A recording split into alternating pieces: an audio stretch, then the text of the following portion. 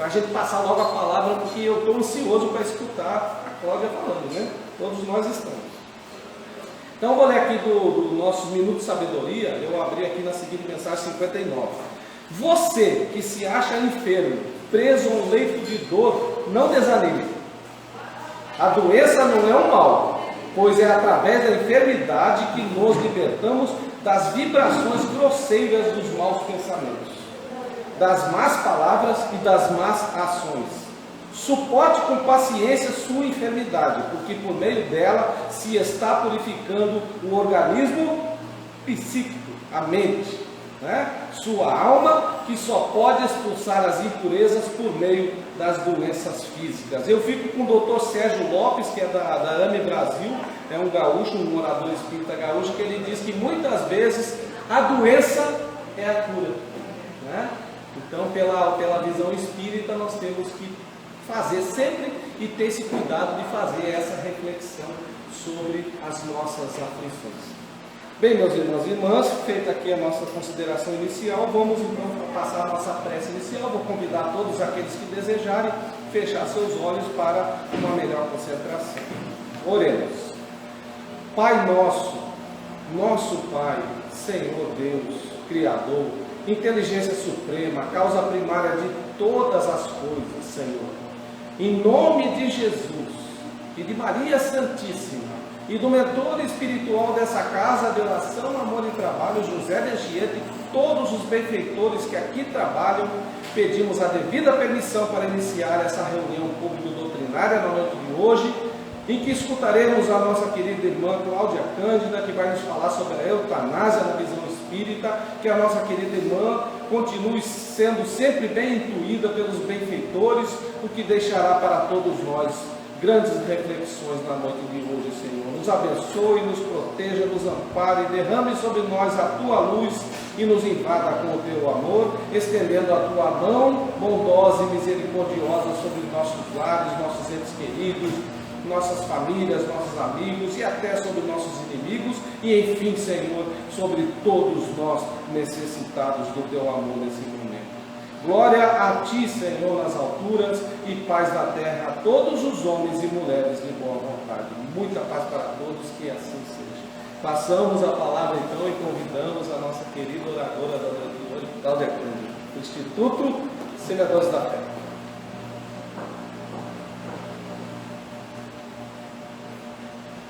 Boa noite a todos.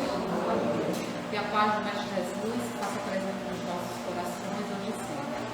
Primeiramente, agradecer ao convite. Parabéns a esta casa, 41 anos iluminando consciências, né? Então, que essa data ela possa se repetir por muitos e muitos anos. Que nós possamos levar muita luz para muitas pessoas, porque esse é o papel da Casa Espírita. Levar luz, levar conhecimento. Então, que todos nós sejamos instrumentos desse trabalho.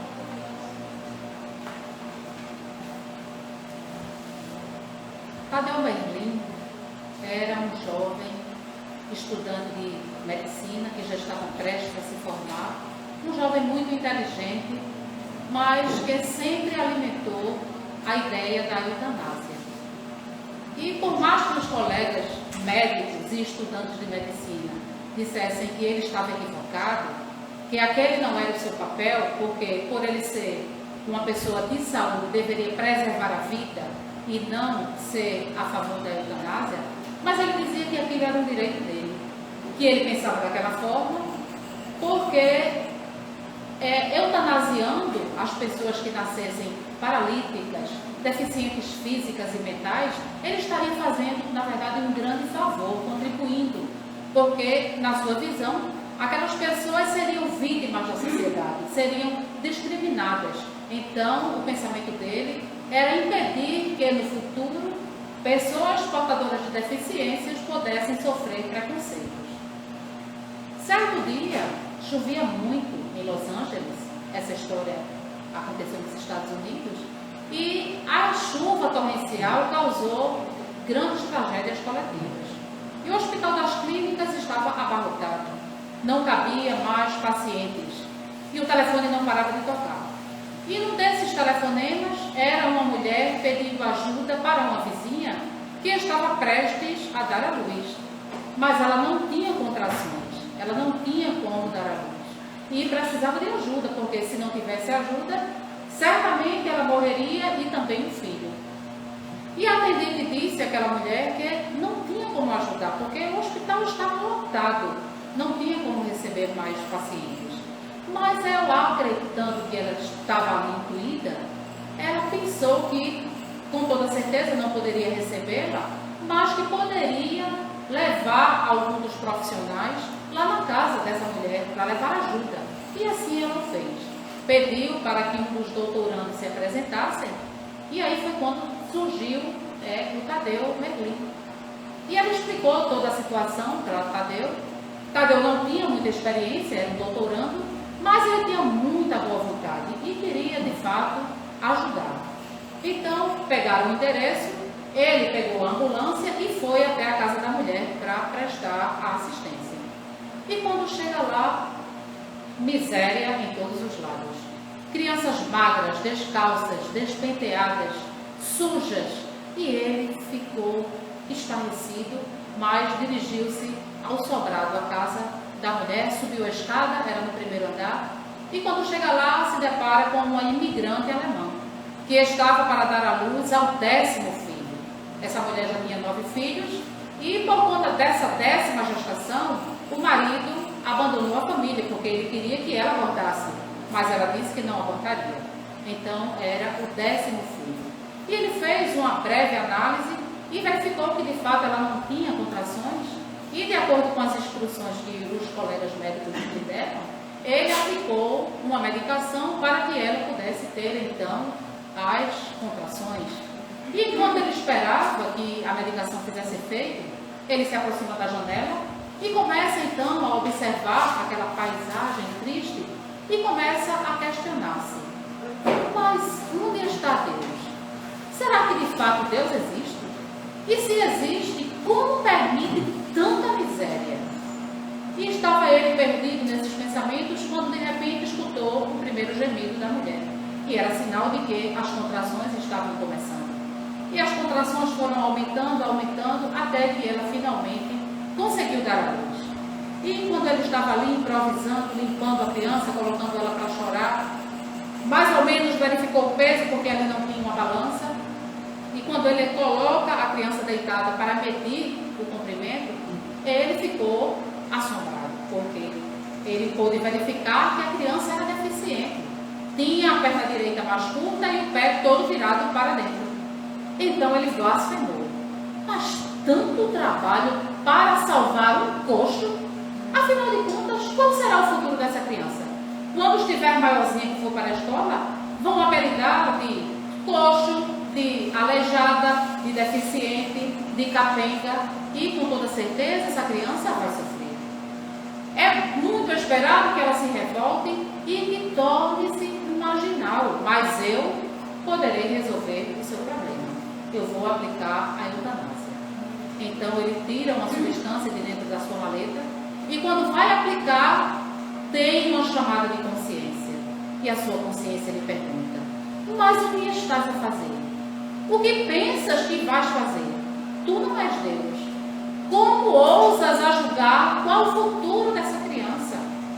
Tu não podes matar, tu estás estudando para salvar vidas. Então ele ficou por algum tempo paralisado e, de repente, esqueceu daquela ideia. Ele pensou: o que eu vim fazer aqui, eu na verdade já fiz. Eu já cumpri com o meu papel. Então ele jogou a substância fora, arrumou a sua maleta, deu lá umas instruções à mãe e desceu as escadas e foi embora. E os anos se passaram.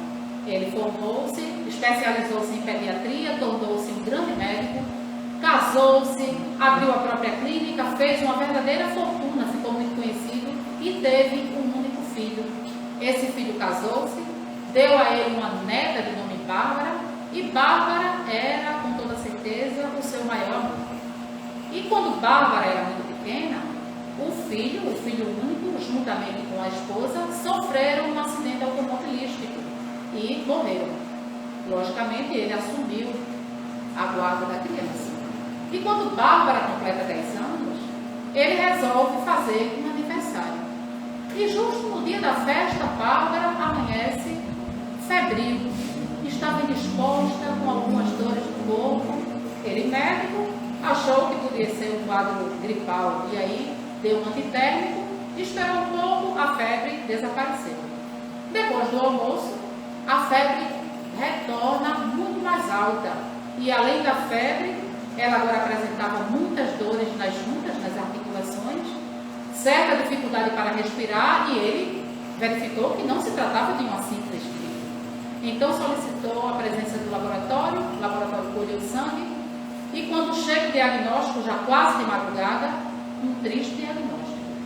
Bárbara era portadora de um vírus letal, um vírus que não tinha cura e ela morreria muito em breve.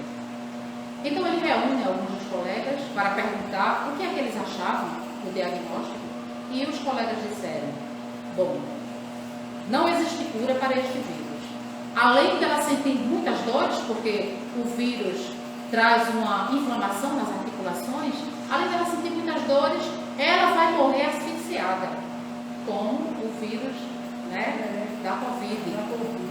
Ela vai morrer asfixiada. Você não vai suportar ver a sua neta morrendo desse jeito. Você quer um conselho? Se fosse a nossa neta, nós aplicaríamos a eutanásia. E ele disse: eutanásia? Na minha neta? Nunca. Eu não vou antecipar a sua morte. Eu sou médico, eu tenho muito dinheiro, muito conhecimento, então eu vou usar o conhecimento e o dinheiro que eu tenho para salvar a minha neta. Vou procurar uma clínica especializada. E aí ele foi para uma das melhores clínicas lá nos Estados Unidos e quando chega lá, o médico olha o resultado do exame e dá o seu diagnóstico dizendo: infelizmente, o vírus é letal. Eu nada posso fazer com sua neta. E ele diz: doutor, se o senhor não pode me ajudar, por favor, me indique alguém que possa. E ele disse: mas eu não tenho essa indicação. Tente na Alemanha, tem um médico que é estudioso de viroses. Tente. E ele se desloca para a Alemanha e quando chega lá, o médico novamente olha o resultado do exame e diz: foi uma viagem inútil.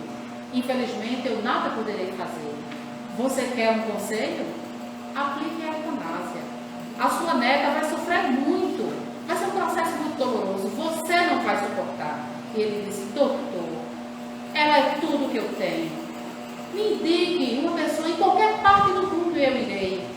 E ele pensou e disse: olha, no meio oeste americano existe um médico chamado T.J. Miller e este médico é estudioso desse vírus há mais de 10 anos. Talvez ele possa lhe ajudar. E aí ele pegou o contato, entrou em contato com a clínica, marcou uma consulta e fez a viagem. E quando chega lá na cidade, não era bem uma cidade, era um lugarejo muito quente, empoeirado. A ambulância da clínica estava lá, esperando no ponto determinado. E quando ele entra na ambulância, é um carro muito velho, caindo nos pedaços. E ele ficou pensando: eu não deveria ter vindo. Porque Bárbara não iria aguentar tanto desconforto, tanto calor, tanta poeira. Bom, mas ele já estava ali. Então, foi até a clínica. E quando chega na clínica, não era bem uma clínica, era um galpão, meio velho, jogado, mas que estava abarrotado de crianças. Crianças portadoras de deficiências físicas e mentais. Porque esse médico, ele era especialista nesses casos considerados difíceis, muito difíceis de cura. E quando ele chega lá, ele se apresenta e pede para falar com o médico. E chegando lá, o médico os recebe muito bem, faz um exame em Bárbara e diz: olha, ela de fato é portadora do vírus tal, esse nome do vírus, e nós não temos cura para esse vírus. Muito embora há mais de 10 anos que eu realizo um estudo. Eu até desenvolvi um método terapêutico e uma vacina, mas eu nunca fiz testes em pessoas, em seres humanos. E é muito provável que se eu for experimentar na sua neta, ela morra. E ele disse: mas doutor, a minha neta já está quase morta. Então, pelo amor de Deus, aplique a sua terapia, o seu método terapêutico. E quando ele vai se deslocar da mesa de exames para pegar um instrumento, ele começa a manquejar. E o Tadeu ficou estarrecido. Ora, ele é capenga, né? E ele ficou tão perplexo olhando para o jeito como ele se deslocava, como ele andava, que o médico flagrou, né? O TJ Miller, o doutor TJ Miller, flagrou quando ele estava olhando e perguntou: você está surpreso? Pois é, não fique. Aqui todos nós somos aleijados. Eu sou aleijado, as atendentes, as enfermeiras, os pacientes, todos somos. Só assim ninguém manda de ninguém. E aí ele diz: TJ Miller, esse nome me é familiar. Você é daqui mesmo, desse lugar? Ele disse: ah, não, eu sou da cidade de Los Angeles. Sou o 10º filho de uma imigrante alemã e a minha mãe quase morria no parto. Só que uma vizinha ligou para o hospital pedindo ajuda e mandaram até a nossa casa um médico extraordinário que pode salvar as nossas vidas. E em agradecimento a esse médico, porque nós não sabemos muito sobre ele, só sabíamos do seu nome, em agradecimento ao médico que salvou as nossas vidas, a minha mãe resolveu colocar o meu nome igual ao nome dele. Então, TJ Miller, na verdade, é Tadeu Johann Miller. E ele começou então a lembrar-se daquela tarde. Aquela tarde, final de tarde, quando ele quase mata aquela criança. E começa então, emocionado com as lembranças, a chorar. E TJ Miller pergunta: algum problema? Você está sentindo algo? Aí ele diz: não, eu apenas estou pensando aqui com os meus botões que é melhor ser manco e aleijado do que ser cego como eu era em determinada época. Então, depois de 2 meses, Bárbara estava completamente curada com o método terapêutico do Dr. TJ Miller, e a sua vacina foi capaz de erradicar aquele vírus letal. E tudo isso só foi possível porque, em determinada época, a eutanásia, ela não foi praticada. Aí, analisando essa história, nós observamos quantas oportunidades são perdidas porque as pessoas agem de forma equivocada. Porque as pessoas tomam a pior das resoluções. Então, isso é para que nós possamos fazer reflexões, né, daquilo que nós vamos abraçar, daquilo que nós vamos defender, daquilo que nós vamos ter como sendo verdades e necessidades. Então, falamos muito em eutanásia, mas o que é que significa a eutanásia? E nós poderíamos descrever ou defini-la como sendo a conduta de abreviar a vida de um paciente que esteja em estado terminal, paciente esse que esteja sofrendo dores horríveis, que esteja experimentando sofrimentos indescritíveis. Então, se a gente for buscar um termo mais acessível, mais simples, poderíamos dizer que significa matar por piedade. A eutanásia, na verdade, é matar por piedade, porque nós julgamos que aquele ser amado não merece passar por tanto sofrimento, experimentando determinadas doenças, principalmente as doenças terminais, principalmente os estados de coma, e querem, de alguma forma, aliviar aquele sofrimento. Mas até que ponto cabe a nós julgar a necessidade daquele sofrimento que está sendo experimentado? Então, o termo eutanásia deriva do grego eu mais thanatos, que significa morte boa, boa morte, ou morte sem sofrimento. E esse termo ele foi criado por um médico, também filósofo, chamado Francis Bacon, no século XVII, faz muito tempo. E ele criou esse nome porque ele deu um tratamento adequado, ele julgava dar tratamento adequado e resolver o problema daqueles pacientes considerados incuráveis. Então, é um assunto realmente muito polêmico no mundo todo.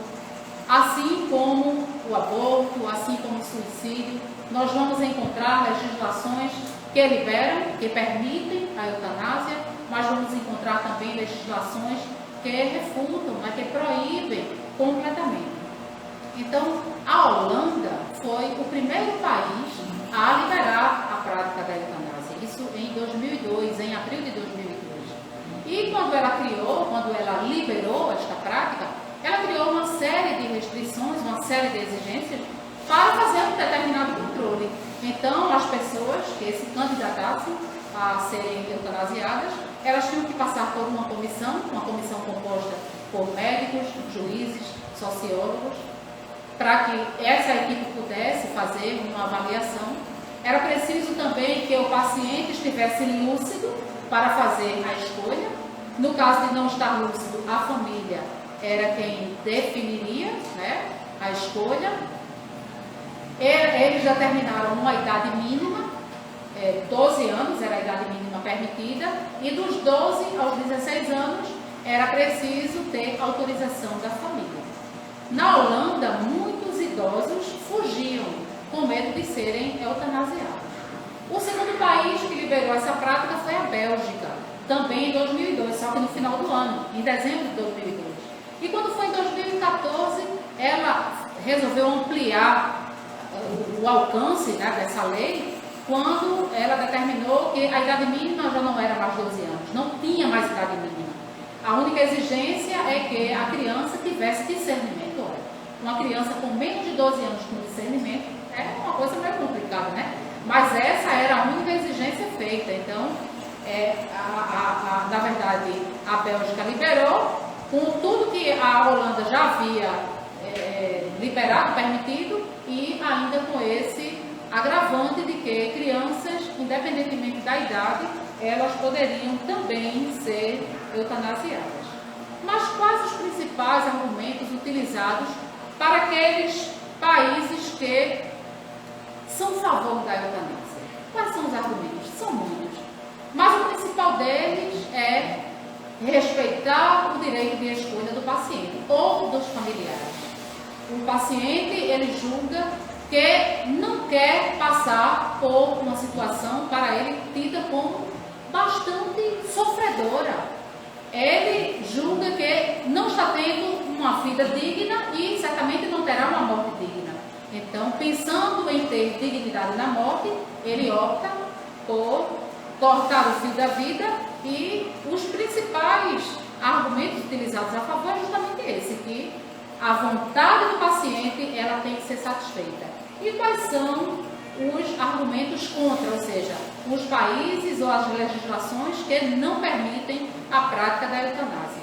São muitos argumentos, mas o principal deles está relacionado à religião. Para as religiões, inclusive a nossa, Deus é o Criador da vida, então somente Deus tem o direito de tirar esta vida. Um outro ponto, e que serve como argumento, é a questão da fragilidade do doente. Porque o doente estando muito fragilizado, uma situação, né? O doente agora é um paciente terminal, é um paciente que não tem mais cura, sabe que está com os dias contados. Então, esse estado de fragilidade vai fazer com que ele haja no impulso, ele haja com a emoção, e agindo com a emoção, ele faz a escolha inadequada. Então, esse também é um argumento contra. E o outro argumento seria a questão da ética médica, já que a medicina, na verdade, está para preservar a vida, né? Para lutar pela vida e não para abreviá-la. Muito embora nós saibamos que a função da ciência médica não é a de evitar a morte, não é? A ciência não pode, não vai nunca evitar a morte, porque isso é impossível, não está ao alcance dela. Mas nós sabemos também que o papel da medicina é o de favorecer a vida. E esse favorecimento, ele vem com condições confortáveis que são oferecidas para o doente, oferecer melhores dias de vida ao paciente, sentindo menos dores, tendo uma melhor qualidade de vida, estar presente com as pessoas a quem ama. Então, a medicina ela precisa se preocupar com esses detalhes, porque tudo isso é visto como sendo um favorecimento à vida. Existe a eutanásia ativa e a eutanásia passiva. Na eutanásia ativa, nós vamos encontrar o uso de métodos que são muito rápidos, instantâneos, como, por exemplo, uma injeção letal. Então, como o doutor está dizendo, né? E injetar uma substância letal na criança, então, isso é uma eutanásia ativa, porque dentro de pouco tempo, questão de segundos ou minutos, a gente consegue exterminar aquela vida. Nessa modalidade de eutanásia ativa, se encaixa aquilo que nós chamamos de suicídio assistido. As pessoas confundem muito o suicídio assistido com eutanásia ativa. E existe uma grande diferença entre os dois. Na eutanásia ativa, tem que haver uma terceira pessoa, no caso um médico, para aplicar uma dose letal. Já no suicídio assistido, toda a assistência vai ser dada ao doente para que ele esteja habilitado a se auto-aplicar a dose letal. Então, nesse caso do suicídio assistido, toda a responsabilidade criminal, toda a responsabilidade recai sobre o paciente, já que ele mesmo é quem vai estar se auto-aplicando a substância. Na Suíça, tem uma clínica especializada em suicídio assistido. Ela chama-se Dignitas. E muitas pessoas se inscrevem no programa desta clínica.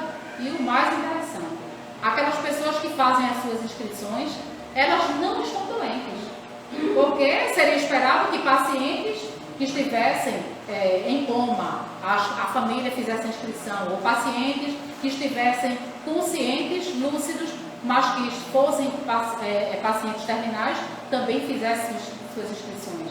Só que o que acontece? Pessoas saudáveis, pessoas jovens estão fazendo as suas inscrições, pagando um horror de taxa para poder se inscrever, e aí a gente começa a observar o quanto as pessoas tendem a não enfrentarem a dor, ou seja, elas já estão visualizando que lá no futuro, lá na frente, podem estar passando por uma situação de sofrimento e não querem sofrer. Então, isso é o não enfrentamento da dor. Ainda somos muito blindados com relação a isso.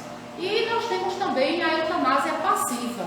Então, ao contrário da ativa, na passiva, a morte vai dar-se por um ato não ativo, ou seja, enquanto que na ativa aplica-se uma injeção letal que dentro de segundos resolve-se, na passiva, os cuidados que deveriam ser feitos para a manutenção das funções vitais, por exemplo, eles são encerrados ou eles são descuidados. Então, na passiva, nós vamos sim ter a morte do paciente, mas vai ser um processo muito mais lento, bem mais demorado, como, por exemplo, falta de cuidados médicos, falta de medicação adequada, falta de alimentação. Tudo isso vai ser caracterizado como sendo uma eutanásia passiva. Existem ainda outros termos neste aspecto, como a distanásia, como a ortotanásia. E a distanásia é a escolha que a medicina, os médicos fazem de continuarem com o tratamento do paciente na intenção de prolongar a sua vida. Então, a distanásia visa o prolongamento da vida e, consequentemente, o prolongamento do sofrimento, né? Porque se nós estamos falando de um paciente terminal, um paciente que fez todos os tratamentos, experimentou todas as terapias e que não teve melhora, não tem mais cura, então o médico, de certa forma, quando continua aplicando aquelas terapias, ele está prolongando o sofrimento do paciente. Então, é muito interessante que os médicos, eles façam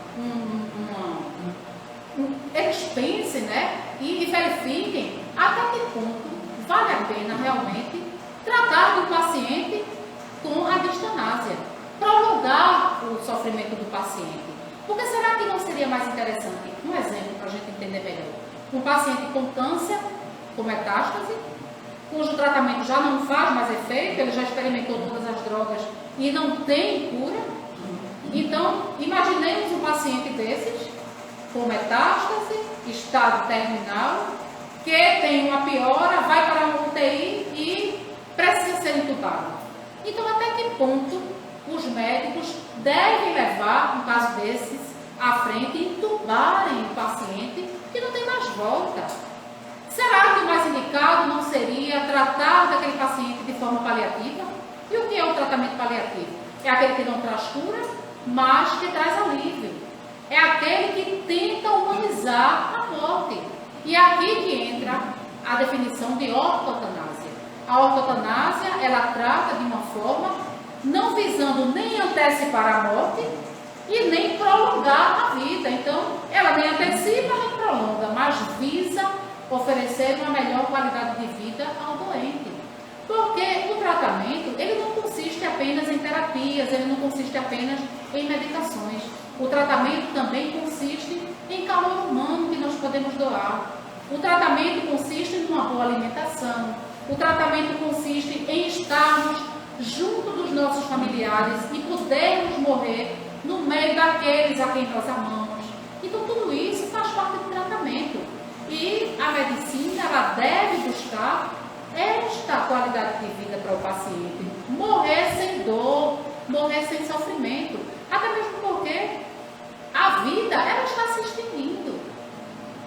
Permitam-me trazer um exemplo contado por Haroldo Dutra Dias, vai até comer um pouquinho do tempo, mas vale a pena para a gente refletir. Haroldo Dutra Dias diz que na comarca que ele trabalha, ele é juiz, né? Todo mundo conhece, né? Haroldo Dutra Dias, grande palestrante, e ele diz que lá, não sei se é comarca mesmo o nome, é comarca, né? Então na comarca que ele trabalha, ele é responsável por liberar, autorizar as verbas que devem ser aplicadas no SUS, no Sistema Único de Saúde. Há aquelas verbas que financiam os tratamentos, que compram os medicamentos, né, que pagam os procedimentos.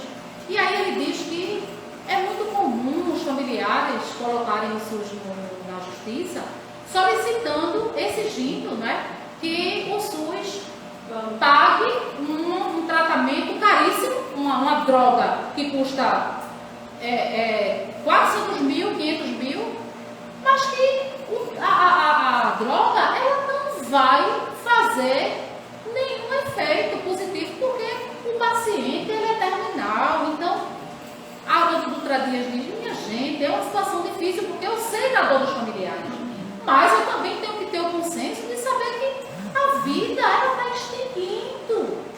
Não adianta lutar por aquilo que já está indo embora. O tempo dele, o tempo daquele paciente, chegou. A família só precisa aceitar isso. E é muito doloroso. Então eu não vou liberar uma verba de 400 mil para comprar uma droga para um paciente terminal, quando eu sei que dentro de um mês ele vai estar morto de todo jeito, quando eu sei que esta mesma verba pode realizar 3.000 ultrassonografias, pode realizar 2.000 mamografias, né? Pode realizar 5.000 exames de sangue, e não vou estar desfavorecendo a população por algo que não vai trazer um retorno. Então é preciso que, de fato, a medicina, ela pense muito, né? Reflita. Inclusive o Conselho Federal de Medicina editou uma resolução de número 1805 para a efetivação do direito de morrer com dignidade, ou seja, a prática da ortotanásia, que faz com que o paciente realmente morra com dignidade, já que não prolonga o seu sofrimento. E o que é que reza a nossa legislação? Aqui no Brasil, a eutanásia é proibida, completamente proibida, e é considerada crime a sua prática. A Constituição Federal considera o direito à vida como sendo inviolável, ou seja, ninguém tem o direito de atentar contra a vida de ninguém. Muito embora nós saibamos que o assunto é muito polêmico, tanto nos países que liberam, como nos países que não liberam. As opiniões vão estar sempre divididas, então o assunto, de fato, é muito polêmico. De acordo com o Código Penal Brasileiro, e agora eu me atrevo a falar de legislação na frente de um advogado, veja só, que coisa complicada, né? Mas de acordo com o Código Penal Brasileiro, a prática da eutanásia, ela não está determinada, não é determinada. E por não estar determinada, então o médico que pratica, ele comete o chamado homicídio simples, que consta no artigo 121, e ele, inclusive, vai responder e pode sofrer uma pena, né, de reclusão de diversos anos. Mas, como nós falamos, já existem muitas controvérsias, o assunto ainda é muito polêmico, porque neste mesmo artigo, esse artigo 121, que fala que se o médico cometer a eutanásia, ele vai responder por homicídio simples. Nesse mesmo artigo tem uma observação, tem lá uma ressalva, né, que diz que essa pena é diminuída se o médico realizar a eutanásia por motivos relevantes, tanto sociais como morais, ou se ele estiver dominado por uma forte emoção. Então a gente vê que a própria lei ela é muito controversa, né? Porque o assunto realmente é polêmico. Mas e a visão espírita? Como é que a visão espírita vê a eutanásia? Será que vê como sendo um homicídio? Ou será que vê como sendo um fim de sofrimento? Nós, assim como todos os outros religiosos, defendemos a vida, defendemos o direito à vida e também acreditamos que apenas Deus seja o grande responsável por ser o grande criador e só caiba a Deus tirar a vida de alguém. Então, nós defendemos sempre a vida. Nós espíritas devemos sempre defender a vida. E com relação ao fim do sofrimento, o que é que nós entendemos por sofrimento? A doutrina espírita nos explica que o sofrimento e a dor, eles ainda fazem parte do nosso processo evolutivo. Na maioria das vezes, nós só aprendemos com a dor. Nós só aprendemos quando experimentamos o sofrimento. Então, o sofrimento ele é responsável por burilar o espírito. E quando nós queremos interromper aquilo que nós julgamos sofrimento, nós estamos, na verdade, interrompendo a oportunidade do espírito de crescer e de aprender. Não que nós não possamos aprender sem sofrer. Não, isso não é verdadeiro. Porque nós também podemos aprender através do amor. O convite nos é feito, sempre. Só que, como espíritos imperfeitos que nós somos, estamos apenas ainda habilitados a só aprender através da dor. Então, a dor ainda é uma grande mestra na nossa vida. Por isso, agradeçamos a Deus o sofrimento, porque o sofrimento é para nós oportunidade de crescimento, de aprendizado, de melhoria. O Livro dos Espíritos, na questão 953, traz a seguinte pergunta: quando uma pessoa vê diante de si um fim inevitável e horrível, será culpada se abreviar de alguns instantes os seus sofrimentos, apressando voluntariamente a sua morte? A resposta trazida pelos Espíritos: é sempre culpado aquele que não aguarda o tempo que Deus lhe marcou a existência. E quem poderá estar certo de que, malgrado as aparências, esse tempo tenha chegado, de que um socorro inesperado não venha no último momento? Então, a gente nunca sabe qual é o último momento. A gente não sabe o que é que está reservado para nós. Por isso, não podemos antecipar a nossa morte nem a morte de ninguém. O Evangelho segundo o Espiritismo, o Espírito São Luís, também traz uma informação bem interessante. Ao ser questionado se é lícito abreviar a vida de um homem que é vítima de cruéis sofrimentos, angústias e desespero, ele responde: quem vos daria o direito de prejulgar os desígnios de Deus? Porque Deus pode conduzir qualquer um à beira do abismo para que lá chegando ele possa pensar diferente da forma que ele pensava. Ou seja, é um convite, né? Deus permite que nós cheguemos na beira do abismo para fazermos sérias reflexões e vermos que nós estamos equivocados na maioria das nossas decisões, para a partir dali tomarmos outras iniciativas, tomarmos outras decisões, fazermos melhor uso do nosso livre-arbítrio. Então, é muito comum pessoas que entram num coma, quando saem do coma, elas não transformam a vida. Por quê? Porque Deus deu a oportunidade para que elas revisem a vida, para que elas reprogramassem a vida, né? Aprendendo com aquele quadro muito doloroso, mas que serviu de aprendizado com toda certeza. Então, levando em consideração que a ciência, ela já se enganou milhares de vezes, nós não podemos antecipar a morte de ninguém, né? Quantas vezes os médicos desenganaram o paciente e, sem mais nem menos, aquele paciente de repente consegue uma melhora, consegue passar por cima de tudo, vencer a doença e ficar bom. Quantos não são os pacientes que depois de anos saem do coma? Lógico que existem aqueles que não saem do coma. Essa semana saiu uma reportagem de um ex-jogador, né, francês, que passou 39 anos em coma e que desencarnou essa semana. Quer dizer, foram 39 anos, né, ali, mas aquilo não foi à toa. Aquela experiência de 39 anos no coma, certamente tinha um porquê que nós não sabemos explicar, mas tinha um porquê era para o bem dele, com toda certeza, porque se não fosse, Deus não permitiria. Então, como espíritas que nós somos, nós precisamos saber dar valor ao último minuto de vida, porque aquele último minuto, muitas vezes, pode ser o suficiente para salvar toda uma existência, para promover a questão do arrependimento. Às vezes, o espírito passa a vida toda e não se arrepende dos males que fez, e aquele último minuto vai ser um momento de convite a sérias reflexões, e ele vai arrepender-se de todos os seus males, ou seja, ele salvou a sua existência no último minuto de vida.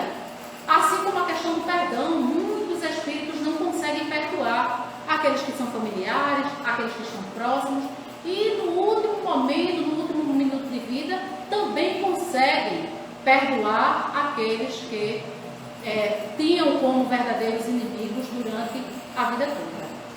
No livro Sexo e Destino, psicografia de Chico Xavier e Valdo Vieira, através do espírito André Luiz traz uma história bem interessante, e ele fala de uma família, começando por Cláudio, que era o dono da família, Cláudio Nogueira. E Cláudio, ele era um espírito muito comprometido, porque ele tinha o vício do álcool, o vício do fumo, era um homem muito promíscuo.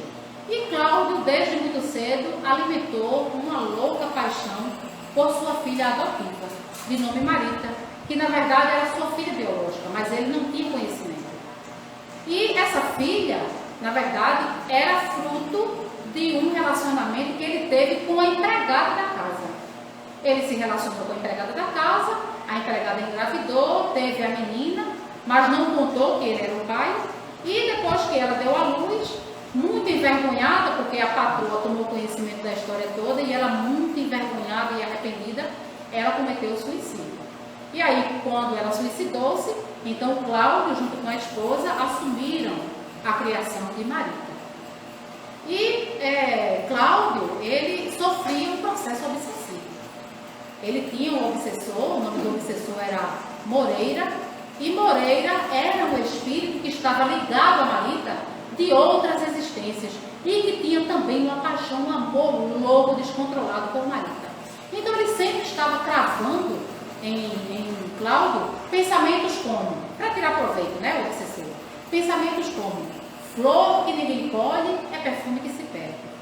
Marita é mulher como qualquer outra, aproveite seu tolo, aproveite. E dizia isso o tempo todo no ouvido dele. Então, com a influência do obsessor, ele começou a alimentar a expectativa de que talvez Marita, ela nutrisse o mesmo sentimento por ele, que não era, né? Marita, na verdade, era uma moça muito boa, uma jovem muito pacata, e que era apaixonada por um rapaz chamado Gilberto. E quando Cláudio toma conhecimento dessa paixão de Marita por Gilberto, ele tem um surto de ciúme, enlouquece e resolve bolar um plano. E nesse plano ele marca um encontro, programa um encontro entre Marita e Gilberto, numa pensão. Só que no dia do encontro, ele dá um jeito de Gilberto não ir para o encontro, e ele vai no lugar de Gilberto. Então, anteriormente, ele já havia subornado o vigia da pensão, dizendo ao vigia da pensão que a determinada hora, em tal dia, em tal quarto, ele estaria lá com uma moça, e que o vigia deveria desligar a chave geral, porque o ambiente ficaria todo escuro, né? E aí Marita não se daria conta de que não era Gilberto, era Cláudio. E assim foi feito. No dia do encontro, Cláudio vai, coloca uma peruca, né, para disfarçar, uma peruca com o tamanho do cabelo assemelhado ao tamanho do cabelo de Gilberto, e ele vai para o quarto. Ela tinha combinado com Gilberto deixar a porta entreaberta, e quando ele chega lá está tudo escuro, né, porque ele subornou o vigia, e quando ele chega, a porta está entreaberta, ele entra, e Marita entrega-se a Cláudio, acreditando que estava entregando-se ao grande amor da sua vida. E depois do fato consumido, as luzes se acendem. E quando as luzes acendem, Marita é tomada de verdadeiro horror. Como poderia ser o pai, né, que ela tinha como pai, era pai adotivo, mas era pai. E ela foi tomada de horror, vestiu a roupa e saiu disparada como um foguete. Nisso, a mulher de Cláudio tinha tomado conhecimento desse plano diabólico e correu para a pensão na tentativa de impedi-lo, de fazer com que aquilo não acontecesse. Mas ela chegou tarde demais. Quando ela chega, Cláudio já está saindo da pensão. E ela diz: Cláudio, Cláudio, mas a que baixeza tu chegaste? Como foste capaz de abusar da tua própria filha? E aí ela relata que ele era o pai biológico da menina.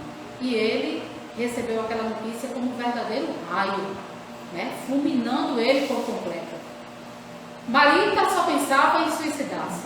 E ela foi numa farmácia, comprou muitas drogas, tomou muitos comprimidos e ficou muito dopada. E, estando dopada, ficou completamente alheia a tudo que acontecia em sua volta e acabou sendo atropelada por um carro em alta velocidade. E, quando foi atropelada, sofreu traumatismo craniano, muitos outros ferimentos gravíssimos, foi atirada ao asfalto. E, a essas alturas, a espiritualidade estava ali acompanhando, porque já vinha acompanhando aquele processo. E era a equipe que André Luiz fazia parte. Ele estava ali participando na condição de aprendiz, né, com o seu instrutor. E o seu instrutor, quando presencia tudo aquilo que já estava previsto, né, quando ele presencia tudo, que Maria está lá atirada no asfalto, ele leva o pensamento ao alto e diz: ó Senhor da vida, não permitas que a tua filha saia da casa dos homens assim tão despreparada. Concede-lhes mais alguns dias, algumas horas que sejam, para que ela possa se preparar. E aí o pedido dele foi acatado. A espiritualidade permitiu que Marita permanecesse ali mais alguns dias. Ganhou uma pequena moratória. E aqueles dias, com toda certeza, seriam suficientes para que ela pudesse repensar a vida. Para que ela pudesse perdoar todas as pessoas envolvidas na trama, não só naquela vida, mas em vidas passadas. E, com toda certeza, o cérebro dela seria protegido, não seria, ela não mais recuperaria, mas seria protegido. Ela não poderia mais falar nem enxergar, mas ela estaria apta para ouvir e para processar os pensamentos. E aí ela foi levada para o hospital, né, em estado de coma, aquela coisa toda. E quando Cláudio tomou conhecimento do acidente, foi correndo para o hospital. Detalhe, foi junto com o seu obsessor, logicamente, né? Junto com o Moreira. E quando chega lá, a equipe de André Luiz estava lá dando toda a assistência. E foi no momento em que André Luiz estava soprando o próprio hálito na boca de Marita. E essa operação ela é chamada de adição de força. E André Luiz relata que é uma operação muito utilizada para as pessoas que estão prestes a desencarnar. E ele estava ali realizando aquela operação e o obsessor, o Moreira, ficou observando de longe, curioso, observando aquela técnica, aproxima-se e pede a André Luiz para ensiná-lo a fazer, porque ele queria fazer aquilo por Marita. E aí André Luiz fica meio receoso, mas o seu instrutor diz: não, ensine. Ensine, porque isso vai ser muito interessante que seja realizado por ele.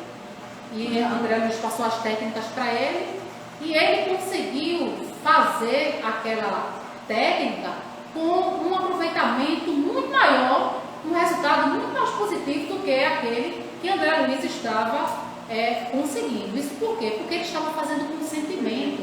Então o instrutor de André Luiz disse: é interessante que ele faça, porque essa adição de força vai ter um efeito muito melhor se for realizado por alguém que nutra um verdadeiro amor pela criatura, que era o caso do obsessor. Era uma paixão, um amor descontrolado, mas era um amor. Ele tinha amor por Marita, isso de outras vidas.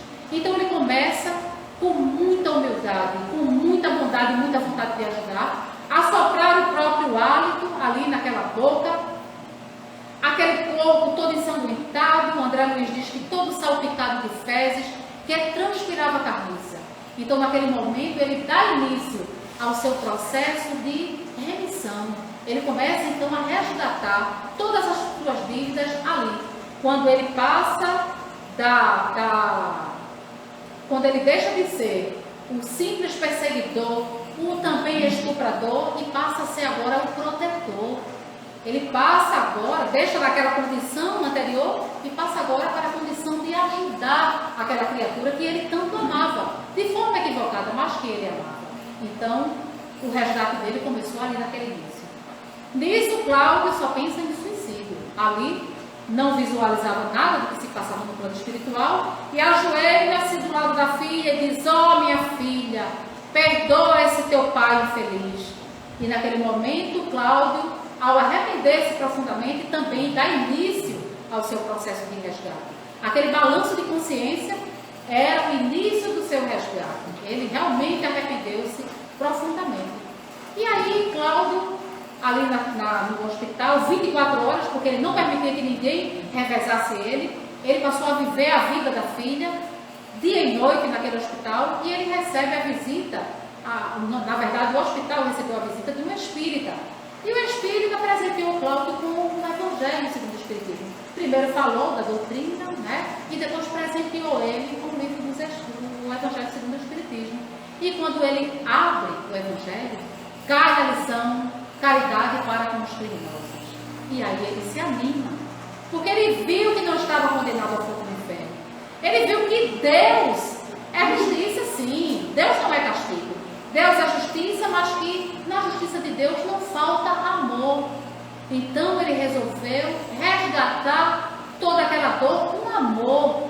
Por isso se dedicou de corpo e alma à filha, realizando os banhos, cuidando, trocando a roupa, lia o Evangelho para a filha todos os dias, falava palavras de conforto, falava sobre Deus. E Marita, certo dia, foi tocada por aquilo. O afago do pai foi algo tão forte que ela deu o primeiro gemido. Então foi o momento que ela estava voltando à consciência, saindo do coma, estava consciente naquele momento. E naquele momento para ela foi um terror, porque ela achava aquilo muito humilhante. Como está sendo cuidada e tocada por um homem que ela agora odiava. Era o homem que era o responsável por todo o fim que ela estava tendo. E ela odiava. Só que aquela insistência, todos os dias, dia após dia, Cláudio cuidando também de Marita, tocando ela com tanto carinho, com tanto cuidado, trocando a roupa, dando-lhe banho, falando palavras amorosas. Ela pôde ver que ele realmente era um novo homem. E ela viu que valia a pena repensar no caso. Ela já não mais odiava aquele homem. E a espiritualidade aproveita esse momento de consciência para dizer a ela: filha, perdoa. Perdoa, filha, este homem. E aí Marita chegou à conclusão de que realmente era preciso perdoar. Ela devia perdoar aquele homem que tinha transformado toda a sua vida.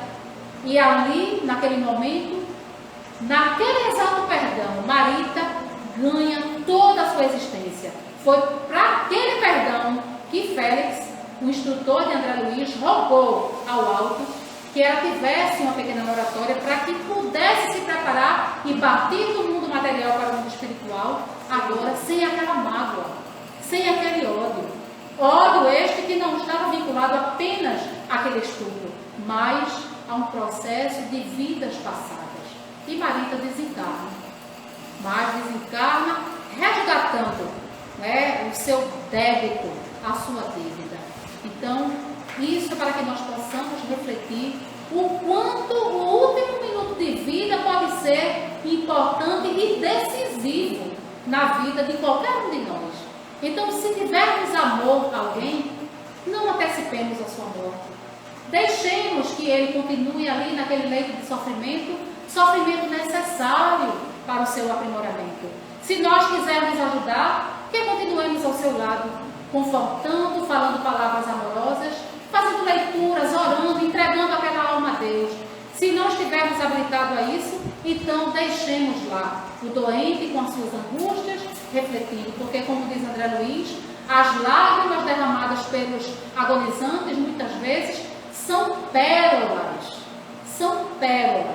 capazes de salvar toda uma vida. Então, essa é a mensagem que eu trouxe para vocês nesta noite. Espero que tenha contribuído de alguma forma, tá certo? Se não foi o que estavam esperando, mas foi o que eu pude preparar. Preparei com muito carinho, tá bom? E ficamos esperando aí novas oportunidades para o trabalho, tá certo?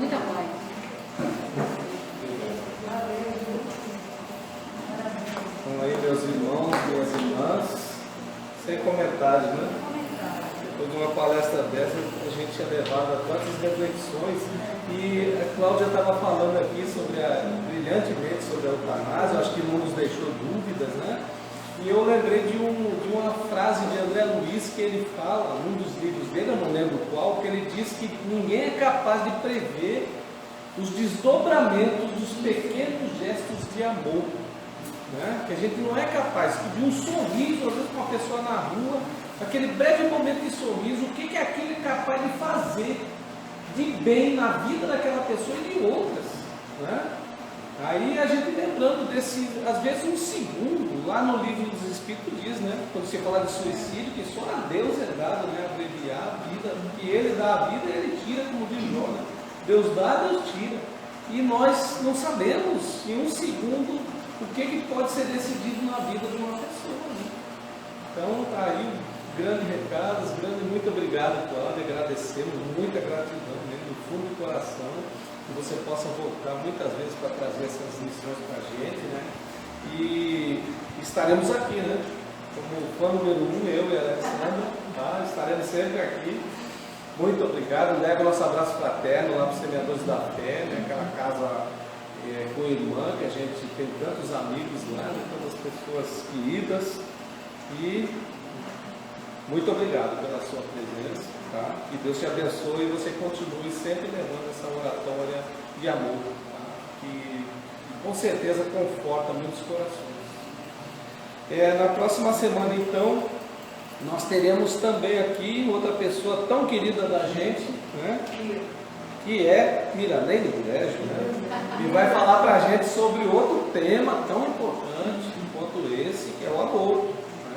O aborto também a nossa legislação não permite, mas a gente sabe, né, que volta e meia tem um parlamentar querendo aprovar uma lei sobre a eutanásia, tem outro querendo aprovar sobre aborto, e o aborto está mais forte aí nos movimentos sociais aí, né? Mas tudo bem, por enquanto o bom senso está prevalecendo e a vida está prevalecendo, tá? Em nome de nosso Senhor Jesus Cristo aí, né? Com certeza os bons espíritos benfeitores estão empenhados para que a vida prevaleça no final, e ela vai falar aqui para a gente, e eu convido todos aqui para vir aqui prestigiar, tá bom? Então vamos passar agora a nossa prece final de agradecimento, e lembrando que depois dessa prece, do encerramento da transmissão, teremos o passe coletivo aqui, mais uma vez será conduzido pela nossa florzinha espiritual aqui, a nossa querida vice-presidente Raquel, tá bom? Então vamos lá, vou convidar aqueles que desejarem fechar nossos olhinhos para agradecermos por esses momentos belíssimos que tivemos aqui. Oremos. Senhor Deus, nosso Pai, nosso querido Pai, Criador, inteligência suprema, causa primária de todas as coisas, em nome de Jesus, nosso Senhor, em nome de Maria Santíssima, em nome do benfeitor dessa casa, José de Anchieta, e todos os trabalhadores espirituais nesse momento, pedimos a devida permissão para declarar por encerrado a primeira parte dos trabalhos de hoje, dessa reunião pública doutrinária, onde nossa querida irmã, oradora espírita Cláudia, nos trouxe essas belíssimas lições, essas histórias maravilhosas para a nossa reflexão, para que a gente continue despertando em nós as virtudes, a necessidade da reflexão sobre a vida e o quanto a vida é importante e o quanto nós não temos o direito de atentar contra a vida de forma alguma, antes de qualquer coisa preservá-la de qualquer forma, em nome do amor.